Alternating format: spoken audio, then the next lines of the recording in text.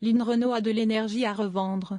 Si bien évidemment son âge, 96 ans, commence à avoir quelques conséquences, la comédienne a toujours trouvé la force de mener ses projets à bien. C'est ainsi qu'elle a pris part au téléfilm Résistante diffusé ce mercredi 7 mai sur France 2, une fiction inspirée de faits réels revenant sur la Seconde Guerre mondiale. Lynn Renault campe le personnage de Mère Madeleine, une religieuse qui cachait des Juifs dans son institution malgré la menace allemande.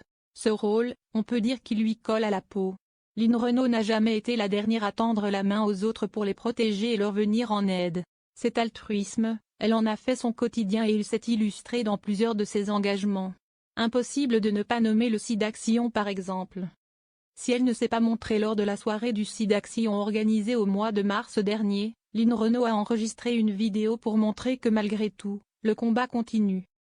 Ce côté de sa personnalité a fait de Lynn Renault l'une des personnalités les plus appréciées des Français.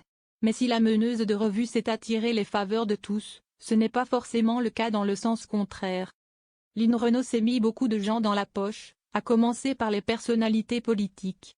Dans le milieu, beaucoup de monde l'apprécie. Elle a d'ailleurs des liens particuliers avec le clan Chirac, la comédienne étant très proche de Claude, la fille de Bernadette et Jacques. Des affinités se sont également créées avec la famille Macron.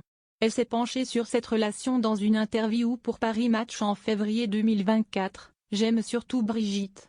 Lui, je le connais moins bien » avait-elle indiqué sans filtre. Mais s'il y a bien un ancien président auquel elle n'a fait aucun cadeau, c'est Valéry Giscard d'Estaing. Je le haïssais, elle rit. Et je le montrais bien. C'était tellement bidon de s'inviter à dîner chez les gens, de reprendre Étoile des Neiges à l'accordéon. Si elle avait donc très peu d'estime pour lui, la situation est loin d'être la même pour l'un de ceux qui lui a succédé. J'ai beaucoup aimé Hollande et je l'adore encore aujourd'hui, c'est le véritable héritier de Chirac.